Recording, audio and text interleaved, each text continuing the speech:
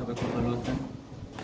আজকে আমি আপনাদেরকে দেখাবো রুমের লেআউট দেওয়ার সময় যে যে বিষয়গুলো মেনে চলতে হবে, যেভাবে আমরা রুমের লেআউট দেবো সেই সম্পর্কে। সো ভিডিওটি শুরু করা যাক। রুম প্ল্যান বা রুমের লেআউট দেওয়ার সময় আমরা যে যে বিষয়গুলো চেক করব বা যে যে বিষয়গুলো জানার আছে সে নিয়ে আমার এই আজকের ভিডিও। রুমের মধ্যে আমরা লেআউট কিভাবে দিব বা লেআউট কেমন হবে, কিভাবে দিতে হবে, সেটা নিয়ে আজকে ভিডিও। এটা অলরেডি লেআউট দেওয়া মোটামুটি কমপ্লিট, ইট বিছানো হয়ে গেছে। লেআউট দেওয়ার সময় অবশ্যই আমাদের হাতে ড্রয়িং থাকতে হবে, ড্রয়িং বা রুম প্ল্যান, যেটা দেখে আমাদের লেআউট দিতে হবে। সো ওইটা অবশ্যই হাতে থাকতে হবে এবং ওইটা ভালোভাবে বুঝতে হবে।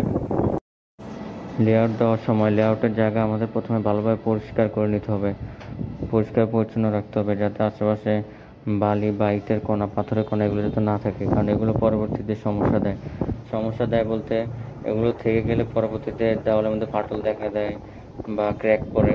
তো এগুলো থাকা যাবে না। লেআউটের জায়গা অবশ্যই ভালোভাবে পরিষ্কার করে নিতে হবে এবং আরসিসির যেসব যেমন কলাম, বিম, স্ল্যাব এগুলো অবশ্যই চিপিং করে নিতে হবে। চিপিং করে তারপরে লেআউট প্রদান করতে হবে। সেগুলো ভালোভাবে চিপিং করে নিতে হবে এবং পরিষ্কার করে নিতে হবে। পরে যেখানে যেখানে লেআউট হবে সেখানে অবশ্যই মেজারমেন্ট চেক করে নিতে হবে এবং শল বা সুতা এগুলো সব চেক করে নিতে হবে। এগুলো চেক করে তারপর লেআউট প্রদান করতে হবে।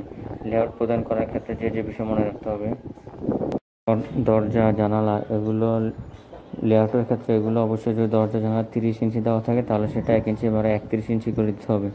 মানে যত ইঞ্চি দেওয়া থাকবে সেটা থেকে এক বাড়বে, কিন্তু যাতে কম না হয়, 30-এর কম যাতে না হয় বা বরাবর 30ও যাতে না হয়, কারণ মাঝে মধ্যে সমান বা আঁকাবাঁকা হয়ে যেতে পারে, সেক্ষেত্রে তার ওয়াল ভাঙা সম্ভব নয়। সেই জন্য 30 থাকলে 31 করে নিতে হবে বা 3 ফিট 6 থাকলে 3 ফিট 7 করে নিতে হবে এইভাবে। এরপর লেআউটের জায়গায় পানি দিতে হবে, চারদিকে পানি দিতে হবে।